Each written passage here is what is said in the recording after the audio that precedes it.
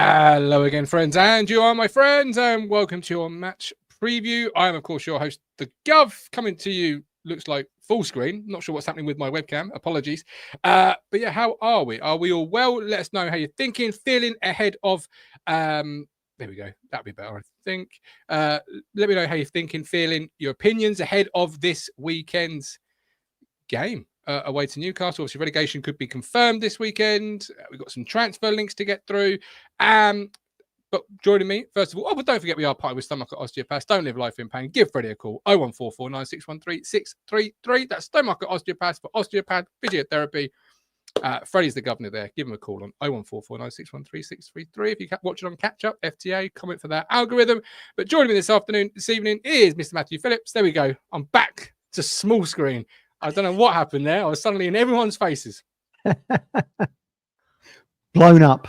I think it's because we were trying to get it to work after the game on Sunday that I pressed a button and I haven't unpressed it, and I don't know. When we're here, we're live. We want people's thoughts and opinions, obviously, as we build up to the away game to Newcastle. Also, we've got some transfer links, so whatever they're thinking of feeling at home. But have you had a good? I mean, it's only been 2 days since I've seen you. Let's be honest. Yeah, well, I mean, after the Sunday, was it Sunday? No, we did Monday, wasn't it? We watched Leeds and Burnley get promoted. So congratulations to them. A little bit yes, sort of jealous. I have enjoyed the influencers saying congratulations to Leeds and Burnley, and also commiserations on your relegation that's confirmed a year's time. yeah, exactly. I mean, look, it's great for them. A little bit jealous thinking back. We had our flashbacks to outside the Curve Bar last year. People getting covered in champagne. Some people with ice buckets on their heads. It's going to be wasn't it? Yeah, it was. Yeah, I'm going to watch with great interest actually, just to see how Leeds get on. I mean, look, there's talk of Farker even being sacked before they kick a ball in the Premier League. I saw that and thought of you. What do you think of that? Well, we kind of floated that idea, didn't we, on the show maybe 3-4 weeks ago. I mean, if you think about things we've been discussing, right? If you get relegated from the Premier League down into the Football League, how do you come back stronger? Seems to be the eternal question to me. I have no idea. Hence, I'm sat here with you and not on the staff of a football club. But maybe one of the ways of bridging that gap is that you might start seeing a trend where someone like a Daniel Farker, who we know has got a good history in the Football League, but maybe not in the top flight, is replaced by someone that they kind of just jet in, like a Vitor Pereira. Look how he turned Wolves around. I know they had a very good squad that was underperforming, but maybe Gary O'Neill is more of a Football League manager. They bring Pereira and he had top flight success at places like Brazil, Flamengo, or in Portugal with Porto, and he brings someone in that is just that experienced head. I mean, you see Everton, don't you? I mean, I know Sean Dyche was a good experienced manager, but as soon as Moyes came back to Goodison Park, they went straight from being relegation contenders with us straight into mid-table. So I mean, maybe that is going to be a trend you see moving forward. If it's going to be so hard on the pitch to try and bridge the gap, maybe you bring in that experienced head at the helm to, I don't know, to galvanise, to bring the experience, to be the pool for experienced players to come in and help you. It'd be interesting. I mean, if it does happen, I'd be really interested to see. I mean, who would Leeds even go for? Would they try and get Mourinho? Try and get Mourinho out of Fenerbahce or somewhere? I don't know. It'd be very interesting. It's never a good thing, is it? After you've just been promoted and there's already speculation on your job. That's never a good thing. Whether it's just clickbait stuff or whether it's actually some truth in it, shows you sort of the feeling around the position, I guess, that there's already that hint. I can't see them. I'll say this, and they'll probably sack him tomorrow, but I can't see him making a move in the summer. It always feels to me like, I hear what you're saying, but it feels to me like you give them 10 games, you get the vibe, and then you look to move on. I mean, look at Wolves, for example. Under Gary O'Neill, they looked, and now, when we played them, now on relegation, they were woeful, frankly. They really were, weren't they? I mean, underperforming, but yeah, they really were woeful, weren't they? They made some good signings in January out of the French leagues. They got that big centre half in, didn't they? And a couple of others. Physicality, something we lack. Very much so. But then you look at Southampton, obviously they made a move from Russell Martin, and well, there was no bounce whatsoever in terms of managerial. I mean, unless they played Town. They played Town every week. Yeah, of course, yeah. Winning the league. But they didn't move at all. Their needle, their barometer didn't move at all from the managerial change. So if you scored good enough, didn't we? We discussed that one here. You did. You did call that. He had been a bit of a failure at Roma. He even got a dozen games there. So I mean, why did they think he was going to, Roma sort of competing for European spots in Serie A? Why did they think he was suddenly going to be really good in the cut and thrust of a relegation battle in the Premier League, a division that Juric hadn't even ever managed in? So I mean, it just seemed odd. Now they'd be looking to who can bring them back. You'd be looking at Russell Martin, wouldn't you? Someone who's got you like what, 90 points and finished third or whatever it was they finished on. You would. Yeah, obviously, yeah, you would. But talking to Russell Martin, obviously Norwich have made a move already. We thought that as well, didn't we? That was coming. It's a shame, isn't it? It's a shame, really. I could have, as I said on Monday's show, I'd like them to just up with it, try to plaster over the cracks in the summer, and then caught them early doors when it was still quite evidently clear. Yeah. Those blasters weren't going to work over the cracks. But they made a move.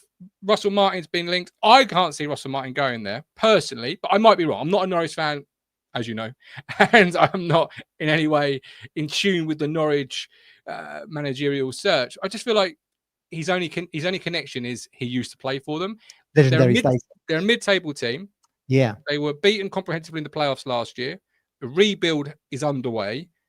Is that the side that Russell Martin feels can take him straight back to the Premier League, which is where he wants to get to when there's other jobs maybe coming up? Or we can sit and wait and hold fire and see which one comes down and then makes a move.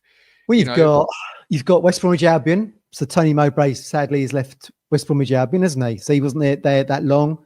That could be a job for Russell Martin. Leicester are probably going to sack Van Nistelrooy, I would have thought. Could that be a job? Both seem to be financially better off than Norwich. I mean, it's a difficult one for Martin, isn't it? Because you're a club legend, yet you're moving forward. You could be, rather now you're not a player anymore. Your career at Norwich could be defined by how good you are as a manager there. And if it doesn't work out, then, it kind of tarnishes everything he had as what was he, club captain there or something? I don't know. They haven't got any money, have they? Not at the moment anyway.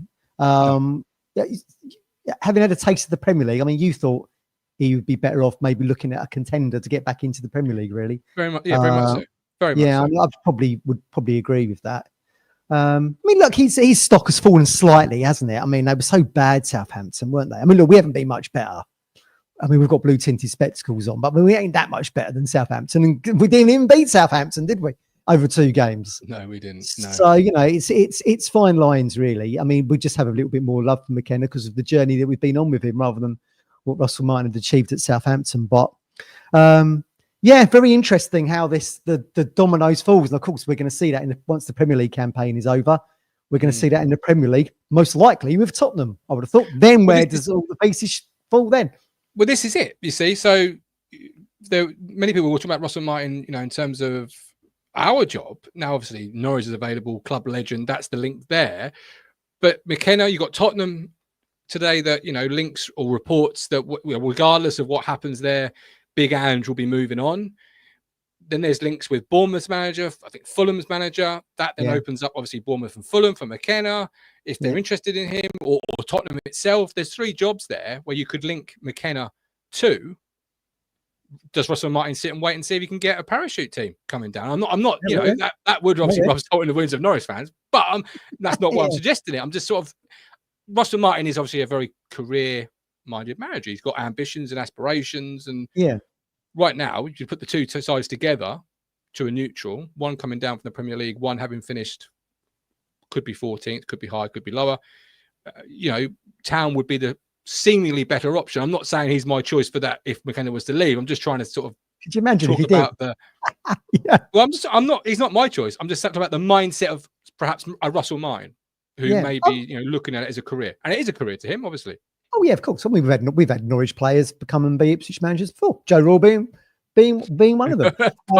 Being another. I was trying to. He wouldn't be my choice. He wouldn't be my choice. That's good stuff. If McKenna was to move on, he would fit into the identity of the club, wouldn't he? I think in terms of passages of play and things.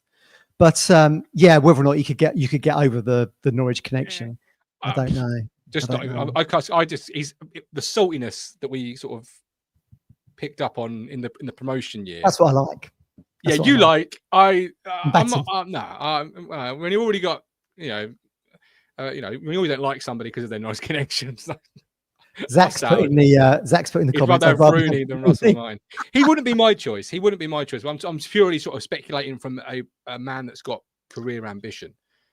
Yeah, well, certainly the two clubs you've mentioned there that are obviously getting linked with. So I think Postecoglou will get the elbow. I don't think they're not going to win the Europa League. I mean, even if they got to the final, they're most likely going to be playing Atletico Bilbao in Bilbao.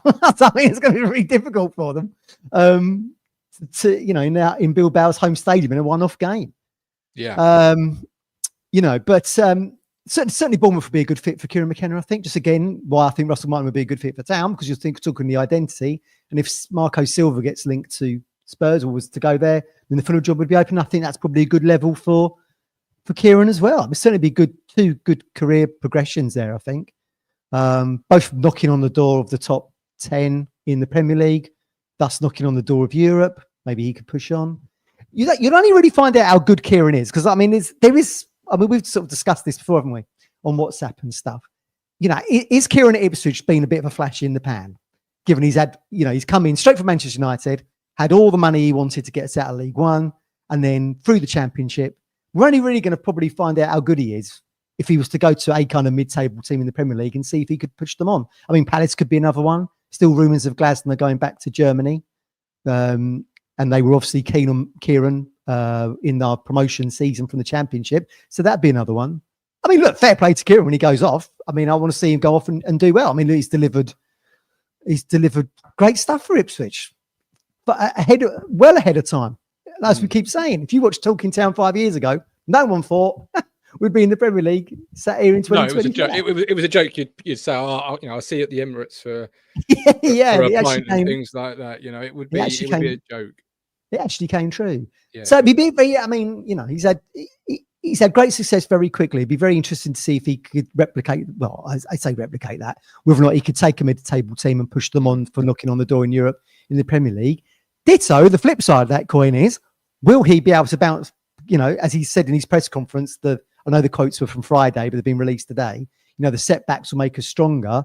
Will he still have the same impetus as a club coming down from the Premier League to go for the title charge in the Championship? I mean, if you look at some of our comments or some of our videos, people keep telling me it's going to be a really tough campaign. I'm not sure what they're actually basing that on at the moment. There's no evidence to suggest that. We will be going down as a big fish, but... and this is what we're talking about. This is what we were talking about the other week, wasn't it? In the sense of, he has obviously committed himself to Ipswich in press conferences and done that for now. But this is it. Football is very much a day-to-day business. It really, really is. And the dominoes fall, and suddenly Bournemouth becomes available, or Fulham, or a Crystal Palace, or something. And they're the threats, really. I don't see Tottenham. And I know there's been, I think it was TalkSport or whoever may have linked McKenna, or I'm sure I saw somebody or linking maybe actually to Tottenham. Potentially, I can't quite remember. He's got the link there, hasn't he? I mean, he's obviously had the coaching link there before. I think if he'd kept us up, then he probably. I can't see Spurs fans taking a manager that's been relegated from the Premier League. No, that's where I was going. In the sense of, and maybe I'm wrong, and I've dreamt that link. But obviously, with that Tottenham connection, it's there that you could arguably make the argument. But I don't see Spurs fans say to me, right? I've had Spurs fans call me up and go, "Do you think McKenna would be good at Town?" I was like, "Well, I'm not sure." But then I don't see him making that move. I don't see Tottenham making that move, particularly. No, I don't. Should they win the Europa, the European competition they're in, and they go into the Champions League, or regardless if not, I think maybe they need a bigger name to give to the fan base off the back of a really bad year, etc. But Bournemouth, I nearly combined Fulham and Bournemouth's name then. Bournemouth and Fulham, they're really interesting as prospects for a McKenna shout. But the problem is it's only something like 11 to 14 weeks from the end of the Premier League season to the start of the Championship season. So it's going to be a long summer, but a very short amount of time. And that's what we were talking about the other week, wasn't it? In the sense of, we want to hit the Championship running. We do. And if this rumbles, can't be having that. No. Especially after the loyalty that's been shown to Kieran this year. Like we said, they've taken like the bottom 7 or whatever it is maybe not at the moment. But I think a month ago, the bottom 7 clubs, we was the only club there that hadn't changed their manager. So we've shown great loyalty to Kieran because he's delivered so much. But I personally would be very disappointed thinking that we've probably given up our Premier League status to remain loyal to someone that's delivered so much for us. You were never going to sack him, regardless of the year you had. It's not the identity of the club, is it? Not after back-to-back promotions. for many reasons, it would be a disaster. Southampton did it, as we said. Nigel Adkins. Yeah, but that's completely. Pochettino came in, didn't he? That was the start of his career. But yeah, I mean, look, I don't think anyone wanted Kieran McKenna to be given the elbow. Do you know what I mean? Given the fairy tale that we've been on. But you're referencing loyalty, which I wouldn't blame McKenna at all for leaving. I just hope, from a town fan's perspective, whatever happens, it happens quickly. It's quickly. Yeah. If Bournemouth want him, they pick up the phone on May 20th or whatever, the day after the season ends, and it's put in the works really quickly, because we can't afford for a summer of Willie like last year. We haven't got that time this year. Willie won't he? Isn't he? Because it obviously affects players. Like when, am I going to go to? This manager wants me, but if he moves on or whatever, it just affects the whole picture. And whatever happens, it needs to happen quickly for me, regardless. I'd like him to stay, but whatever happens, pat you on the back, cheers. Next manager in the very next day. We've got to get going, because we've got to hit the ground running. That's my thinking of it. Yeah, I'd agree with you. All farewell should be sudden, basically. But yes, you're right. A new guy comes in, new staff, new players needed, money available. The parachute money is available. It's going to be good. But circling back round, let's hope Kieran McKenna stays as manager next season. Yeah, and that's actually the number one priority, isn't it? That's what we really want. It truly is. Speaking of which, obviously George Hirst linked with both promoted clubs today, Burnley and Leeds. Yeah, it's a bit lazy, that to me. A bit lazy journalism. That's two promoted clubs suddenly get linked to club getting relegated. Sort of second striker, really. Is it the transfer dartboard? Is it time to bust out the transfer dartboard and just it's landed on Aberdeen? And yeah. Like it just feels like sometimes we're just sitting opposite. We just got to throw different darts. Like you got location dart and you got a player dart, and it's like, surely Leeds, who spent 10 million on Perot, didn't they? Joel Perot, when they came down to the Championship, will be looking at maybe someone a bit more seasoned if they're to stay in the Premier League than George Hirst, I would have thought. I mean, it's still, I know they've been in the doldrums similar to ourselves over the last few years and everything, but it's still a huge name, huge fan base, global appeal, bigger club than George Hirst is quality. But I just can't see it being a move for. I might be wrong. Promoted side might look at it, and if he was, let's live in the world that it's real possible. What's the value for you? What's the George Hirst value? What did we even get him for? $1 million, was it? Did we get him a million and a half, something like that? Yeah. Around that. I would find it hard to put a number on that one, really. I mean, you've got to talk about maybe 5 mil. Yeah, so 50. Yeah, could be. Yeah, 5 to 8. Am I being over? Am I being? If I was at Dickinson's Real Deal, would David Dickinson be coming in and saying the experts aren't going to go for that, Martin? That's not that's a potential. Let's see what he actually gets rated on as on some of the apps. Let's have a look. I would say about 5 million is what I'm thinking, but 8 seems a lot. Would you pay 8 million for George Hirst if you wanted him to come in at Ipswich? I love George Hirst, but if you ask me without my town shirt on, no. Sofa score is saying 8 million sounds fair. Sofa score is saying 4.7. I've massively overvalued him. I'm a terrible antiques dealer. I've just overpaid by £4.5 million. About 5. But Zach's right there. Look, Coventry paid 8 million for Sims. So. Great shout. Yeah, great shout. Yeah. So you never know. Perhaps I'm in the right ballpark. But yeah, I can't see it happening. I like George Hirst. I mean, Burnley could be one. I don't see the Leeds connection. I mean, Burnley could be one. But it's very interesting watching them get promoted. And I was chatting to me and Chris Hall's mutual friend Nick, who's a big Burnley fan, already predicting they're going to get relegated. But he was saying that whether or not that Josh Brownhill, who's their captain and got the goals against Sheffield United, whether or not he would, being out of contract, whether or not he would stay in the Premier League, or whether it's to bridge too far for him and he'd stay in the Championship. And I think he has been rumoured with Town previously. He's had a great season. He plays in, they play 4-2-3-1, plays in the double pivot. He scored 16 goals this season from that position. Probably player of the year kind of guy. Very good team spirit chap and all that kind of thing. Ticks all the McKenna boxes.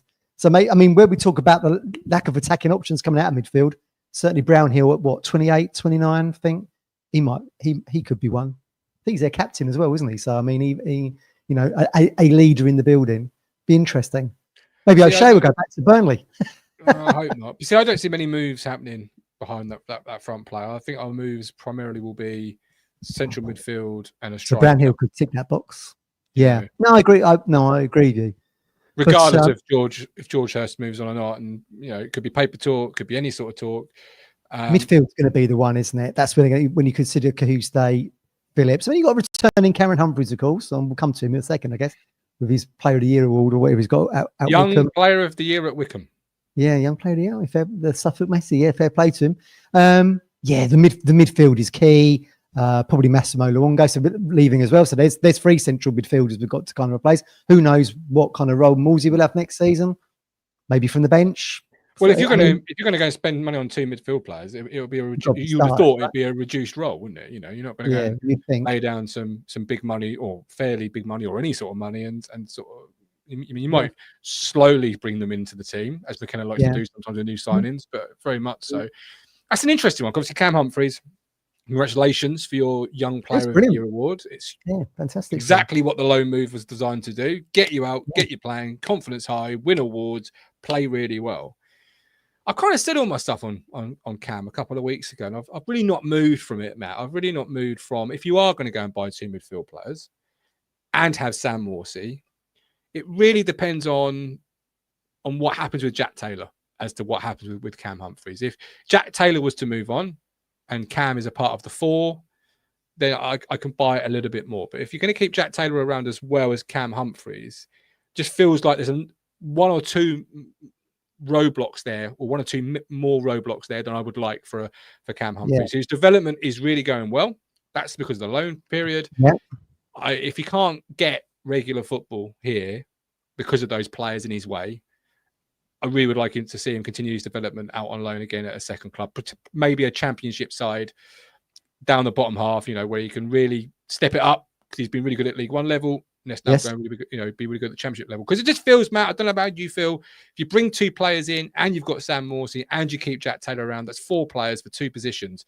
Adding Cam to the mix, that's 5 for 2.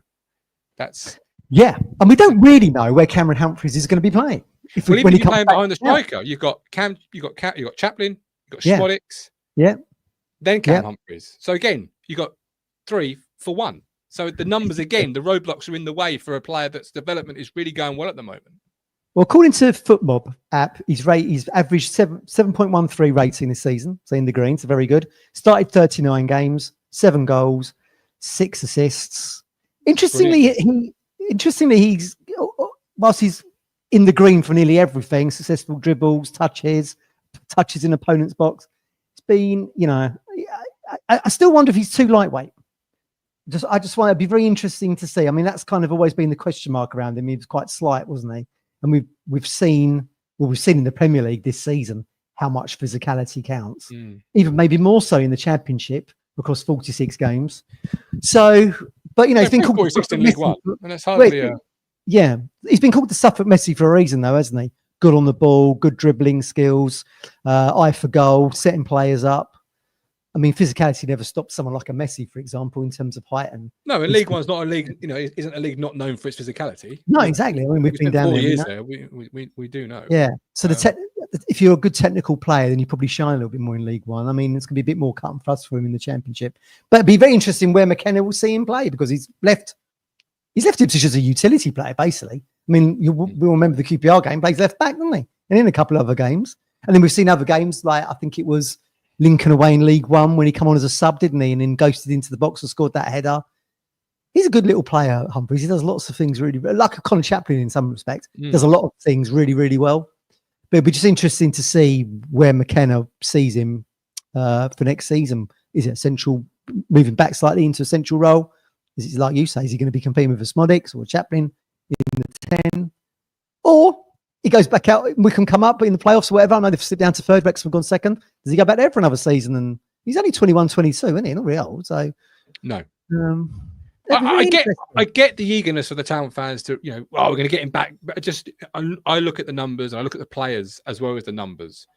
And, you know, you're not going to start him ahead of a Sammy Smodix or a Conor Chaplin. Unlikely. Yeah, it's unlikely. I mean, given they've proved it in the Championship already, haven't they, with goals? Yeah. One was top goal scorer only a year ago. The other one helped Town win promotion in that position.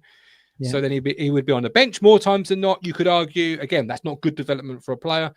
And you look at midfield. If you're going to go and do what most Town fans want and upgrade that central midfield area with 2 midfield players, you're going to have those 2 players, Sam Morsey, who at the Championship level particularly, we know can still do it. He's done it great, a lot of times this year. Had some dips in form, but he can still do it at the level below.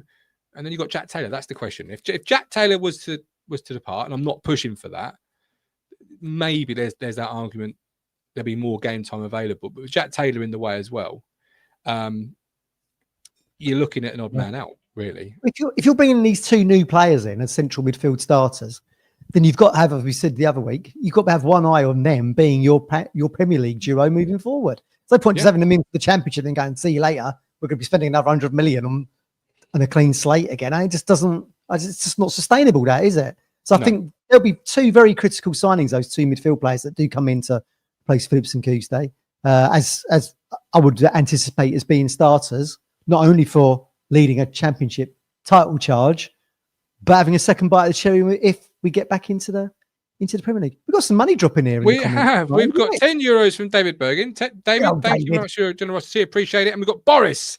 Thank you for the podcast. Seeing the Championship. Greetings from Bulgaria. 10 BGN. I don't know what the Bulgarian currency is. I don't know either. Let's have a quick Google. We'll do a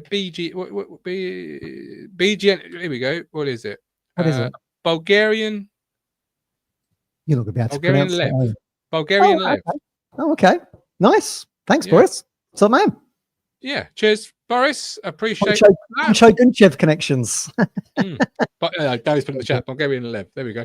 Cheers, Boris. I think we looked that up before. I think Boris has put a 10 Bulgarian Lev in before. But I feel like we have. Potentially. Thank you very much, Boris. I love how just like who would have predicted we'd have Bulgarian Lev drops into the comments this evening. It's nice to feel the love. It's nice to feel the love. It is. So wonderful. Newcastle away. The relegation could be confirmed this weekend. If there's a place to be relegated, Martin, I feel like Newcastle fans will give us an arm around the shoulder, given the connection with Sir Bobby. It feels like an apt place to get relegated, I think. We're not going to get booed off or anything, are we? It's going to be kind of like, I think we'll probably get applauded. We saw that they were, look, we've got Geordie Toon for life in the comments right now. We knew that they, have got a special affiliation with us. So that's great. Yeah, so Geordie Toon for life. Safe journey to and from St James's Park on Saturday. Remember, you have a long walk up the steps, but they do have lifts for those who struggle to walk that far. It's a great view. Enjoy Newcastle. Appreciate the comment, Geordie Toon for life. Really do. Thank you so much. So 1 to 11. Let's do it. Yeah. Alex Palmer in goal. And we all said, yay. Yeah, absolutely. Back 3 or 4. Who's your back 3 or 4? Oh, we're going to see a rare Ben Godfrey appearance. Yeah, we might do, mightn't we? No, we won't. Well, he's back in the mix now, isn't he? He's been interesting, isn't he? He was the sub, wasn't he? He was on the subs bench for Arsenal. It's very interesting, actually. I was watching him as he was warming up, and I think Morsey did something, a bit of skill or something, or something happened, and Godfrey was really kind of like motivating, clapping from the sidelines. So that was great to see someone who's come on loan and it's not really worked out, has it, for him, yet still was there and invested in what was going on the pitch. So who knows? Look, but why did Godfrey come in? My prediction was that That's a $1 million question. Yeah, why did he come in? He's probably asking that himself. My prediction was that he would, if Twanzebe was to move on in the summer, he would be the ready-made replacement. But of course, he had the debut against Bristol Rovers, then you go straight in against Manchester City and Doku and co, and we get absolutely drilled in that game. And he's hauled off at half-time, isn't he, in the game against Tottenham, where we also get drilled for one. So it hasn't really worked out for him. But look, let's not lose sight. He's still a good player and played for England. He's got 2 caps and was good enough for Atalanta to spend something like 10 million quid to bring him over from Everton to the Italian division. So, that's an interesting one to see. So, we're not going to have Leif Davis, are we? Right. So, that's the big question mark. Is Connor Townsend's hamstring going to hold up? We really don't know, do we? My gut feeling is maybe I'd play Twanzebe, O'Shea, Burgess, and I'll probably put Greaves over there. I don't think it would be too much of a baptism of fire for that Boniface. Yeah, but why not stick him in? Do you know what I mean? I would. I mean, if not now, when?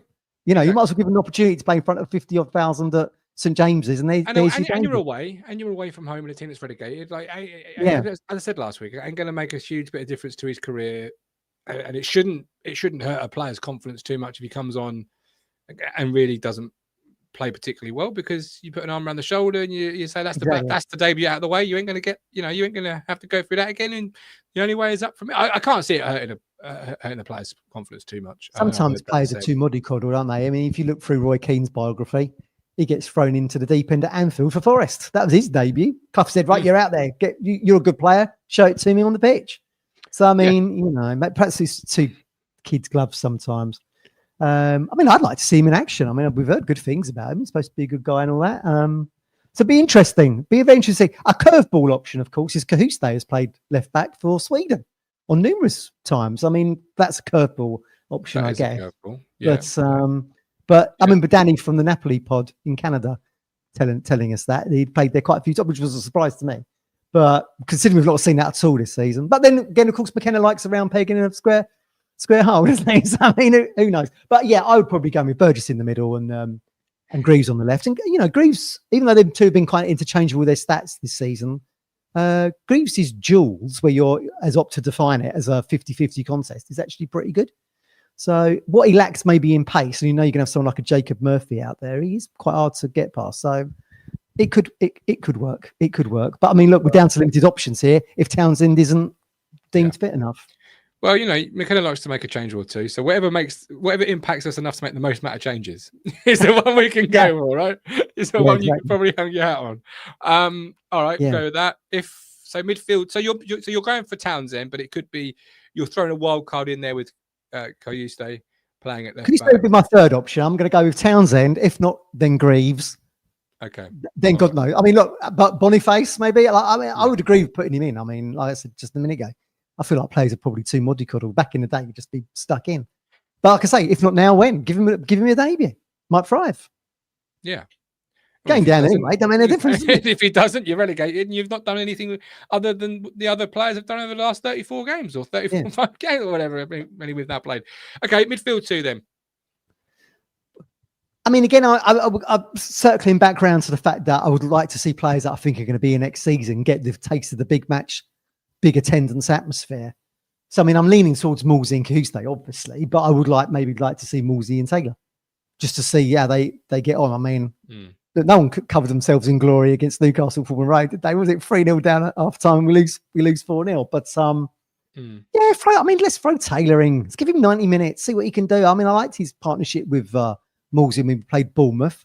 Very, very nearly gave us 3 points, thrown away at the death. But I think he'll go with Cahuste. But personally, I'd like to see Taylor get 90 minutes in that kind of atmosphere. Again, confident. Build character building and building confidence. I think we need to get, as I said last week, Taylor, players like Taylor playing. Let's see what we've got. Let's see how they've developed, where their development currently is, where they've progressed. If the answer to the questions we've all got in our minds for the summer is already in the building. Very much same with Boniface in the sense of, I know he's a young player, but we've seen young players break through when they've got when they've got talent, and this lad's got talent, and all counts say he's been playing well in the development team. Okay, yes, the development team. You can't put too much by that. No. But you've got a question next year in regards to, even if Leif Davis, what's happening with Leif Davis? If he stays, you've got Leif Davis, Townsend, and Boniface. Is Boniface ready to step up and be his understudy? Yeah. Is Townsend going to be that understudy? Are you able to trim that squad a little bit in terms of save some money here to reinvest somewhere else? You don't have to save money. I'm just looking at it from a very squad balancing way, and let's see what we've got with Boniface in the same way. Let's see what we've got with Taylor. Let's start looking at it. I totally agree with you. I mean, historically we've seen players like people are saying in the comments here. I remember Yippee Ki saying, I remember Darren Ambrose getting his debut at Arsenal. Darren Bent in Europe. Look, Jason Dazelle, club legend, schoolboy. When he come on and scored on his debut, what was he, 15, 16 against Coventry back in the 80s? So let's start giving these kids an option. I think going into he's 19, isn't he, Boniface? It's not like he is 18, fresh out of the academy. Yeah, exactly. Yeah. You know, he hasn't got double maths on Monday morning. no, it's not Luke. It's not. Is it? Was it Luke Matheson? Yeah, that was it. Yeah. Ain't Luke Matheson, is it? What happened to him? Where's he playing now? We liked him when he first came. It didn't work out, did it? I don't know. I saw Josh Harrop in that Baller League. Yeah. Hell of a goal he scored. It came off on my timeline. Hell of a goal. Shows you fine lines in football, doesn't it? That Matheson scores at Old Trafford for, was it Rochdale or somebody? Seems to have disappeared off the radar. Harrop scored a worldie for Man United at Old Trafford. Disappeared off the radar now in that Baller League. Just goes to show, doesn't it? Just go to show. So. All right. The three behind. Me three. Well, I'm playing Johnson again. I'm kind of enjoying Johnson in this role. Yeah, I am as well. Yeah. I mean, he didn't have the greatest of games against Arsenal, but no one else did particularly. But he was good away. He's been good away from home, I think. He was. I think he did okay against Bournemouth. He played very well against Chelsea. Let's see what he can do at Newcastle. Okay. I would like to see Chaplin get a run out, maybe over in Ciso, like I say. But in Ciso does bring the goal, maybe a bit more of a goal threat. And then probably as Geordie Toon Life saying there, Jack Clark probably gets some stick if he plays because of the banter from his Sunderland days. I thought Jack Clark was playing very well against Arsenal until he got subbed. He looked like he was confident. He was getting into space. I liked how the ball was, as you like to say, he had sticky feet. He looked like he was doing all right. It was just sod's lawyer to be subbed, didn't he, to make way for the tactical change. So I'd give him another run out at St James's. And then I would imagine, I'm hoping Delap's going to be fit. Put him in the shop window for Newcastle to buy. You don't need a shop window. You got relegation release towards 30 million quid. Oh, of course. Yeah, I keep forgetting this. Yeah, all 17 other Premier League football clubs are going to be. Yeah, it's down to the contract, isn't it? We're going to be in the bidding war. I mean, you could even throw Burnley and Leeds into that bidding war as well. They'll throw their hats into the ring at 30 million quid. Yeah, absolutely. You know, absolutely. It's a Jack Clark plus another 10 or however much we spent for Jack Clark, isn't it? Yeah. So the thing is, you can't. Can you say let's try and have players that are going to be here next year, and then also say I want to see Enciso and Delap? Well, I can see so. Does that fit the mindset? Yeah, I would like to see, but I mean, look, it all boils down to whether Connor Chaplin's going to be fit enough to start the game. I mean, he come on, didn't he, against Arsenal? Bit pointless. What was he, in the 91st minute or something? Bit pointless, really giving him a run out. But let's give him a run out. He's someone I think is going to be at the club next season. Let's give him a run out at St James's. Absolutely. Yeah, I'm with you there. Yeah. If he's fit, I'd go Connor in the same mindset of players that are going to be here next year. And also, and I've liked what I've seen from him actually in the Premier League days when he has played. I think he's done okay. And I'd go. Well, they're both in the shop window, I guess now, so it doesn't really matter. listen to the rumours online. You know, George Hirst is being linked here and there, and Delap's also being linked. You could just play either one, really, couldn't you? The only problem playing Connor in the 10, of course, is he's going to be coming up against Dan Burn. This is going to be sort of like Little and Large, isn't it? It's with the Driscoll brothers all over again. People, if you've watched Talking Town from the start, you'll get that gag. Brilliant. All right. Okay. Score prediction. It's going to be very. I mean, look, they did us 4-0, didn't they? At Portman Road. I think it's going to be very difficult. They've been very strong, haven't they? Newcastle at home. They stick 5 past Crystal Palace. I know Palace were coming off the back of a beating at Manchester City. I'll go 3-1 Newcastle, I think. I've got a comment here from Zach that I'd like to get your thoughts on. Because of Leeds and Burnley's promotions, 101 million is saved in parachute payments. That's now shared with, and I think Zach's a little bit wrong here, but I could be wrong. That's now shared with the 20 Premier League clubs. Things like that do the gap no favours. So it's of my opinion, and I might be wrong, Matt, that he's right that the parachute payments go back to the Premier League, but I think it's back to the Premier League teams that stay in the division. So we wouldn't be included in that. Oh, you've mentioned this to me before, haven't you? Yeah. I might be wrong, and if I'm wrong, happy days. That's more of a payday.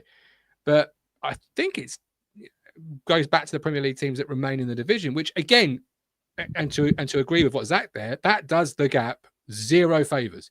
When Crystal Palace, when Bournemouth, when Fulham, when other teams will get money back into their bank balance based on nothing they have done. Exactly. I mean, it just shows you how important it is to solidify in the Premier League and be consistent in that division, because the windfall season after season just adds up, which is why you've now got 17 strong sides and 3 always battling, which is why it could be very interesting to see how Leeds, Burnley and one other will get on will get on in the Premier League. I mean, I think whoever comes through the playoffs, if you haven't been good enough to finish top 2 in the Championship, I think you're going to find it very, very difficult in the Premier League. As Southampton found out themselves this season. But like we say, Burnley, being fresh in the Premier League, have bounced back straight away. And, you know, Leeds of the global appeal, and who knows who might be manager there and what they can bring in and all that kind of thing. But yeah, no, I mean, Zach's right. I mean, I would imagine the Premier League would be looking at this season and thinking, you know, that's now 2 seasons on the trot that the 3 promoted sides are going back down again. I mean, it doesn't make for a great product, I don't think. But I mean, I don't know. I don't know what the answer is to that. I think we'll have to concentrate on what we can do in the Championship, and we can be part of that story again in a year from now. I think what's worse from the Premier League's perspective is the fact that it's not just the 3 teams that come up that have gone down. It's how early it's all been settled. Like, I don't think they wouldn't particularly care if the 3 came up, went down again. That isn't. I don't think they're going to be their problem. I think that the biggest problem for them is it's not last day drama. It's not something that they can build a hype around. They can sell tickets or sell TV revenue around or whatever. Yeah, they can't build ratings for it because it's done and dusted. You know, we've got this whole thing now.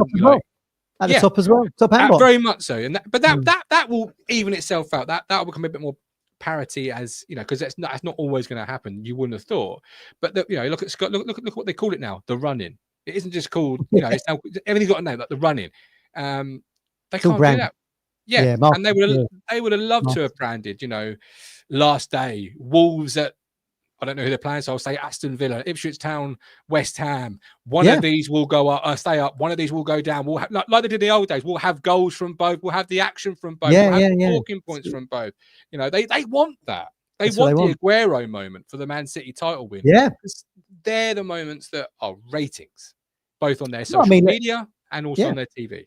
If Ipswich hadn't left 27 points out on the pitch this season from winning positions, then but it's Ipswich, is it? It's also Leicester and Southampton, and so Wolves have got Leicester. Wolves versus Leicester is the last game. So there you go. For 2 games there, could have been, if we'd been just that little bit more competitive and held on to our leads, etc.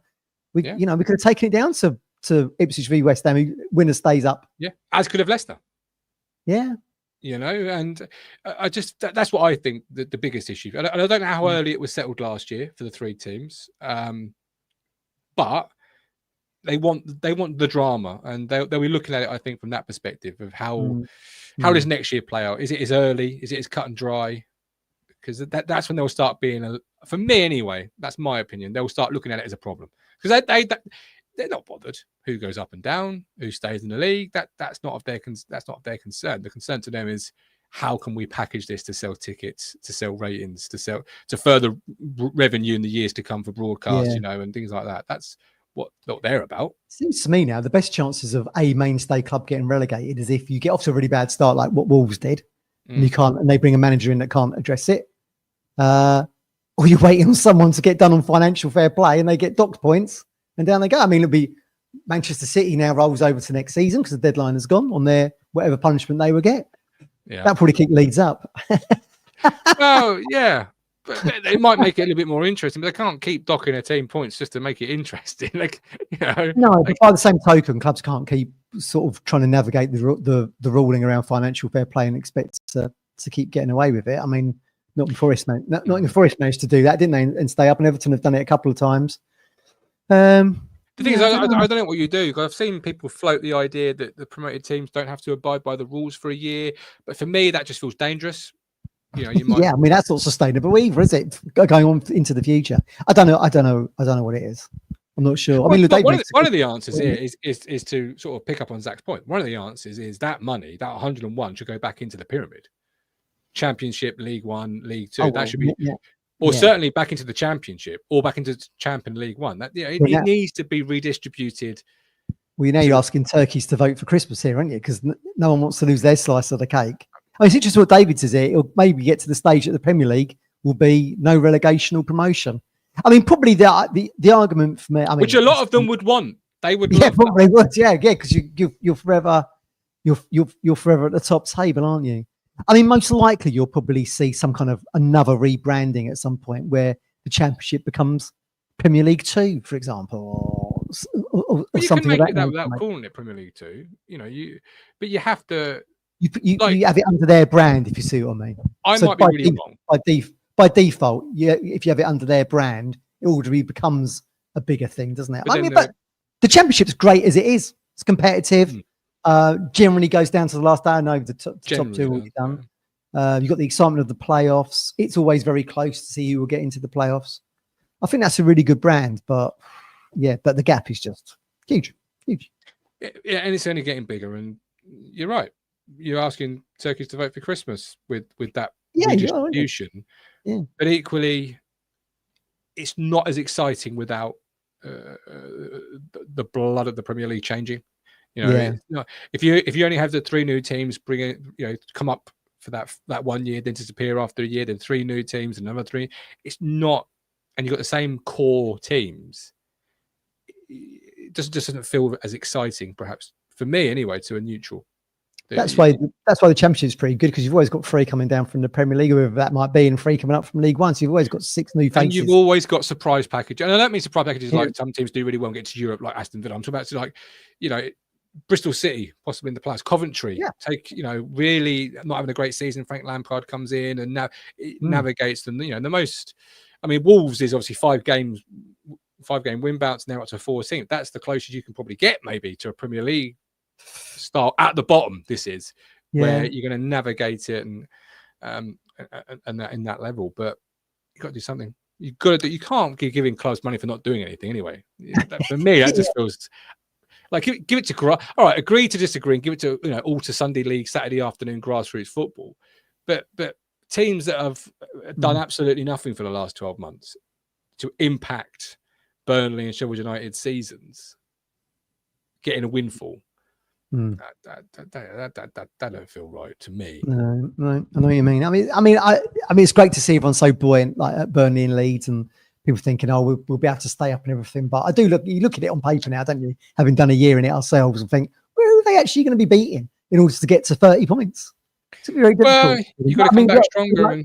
Good luck to them. Do you know what I mean? I mean, it'd be interesting to see if Burnley do come back stronger, because they lost a huge amount of players last summer, so that might be tricky. So to us. Well, 1 or 2 they can have back. Right?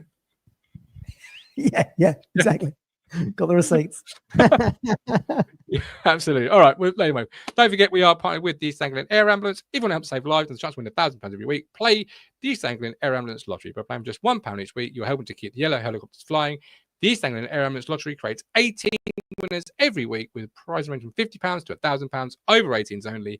T&Cs apply, but whatever you do, please gamble responsibly. Right, we're done for the afternoon. This evening, I don't know where I am, what time it is. This bank holiday week has thrown me, and I've got people off sick, and I don't really want to go back out through those doors because it's scary.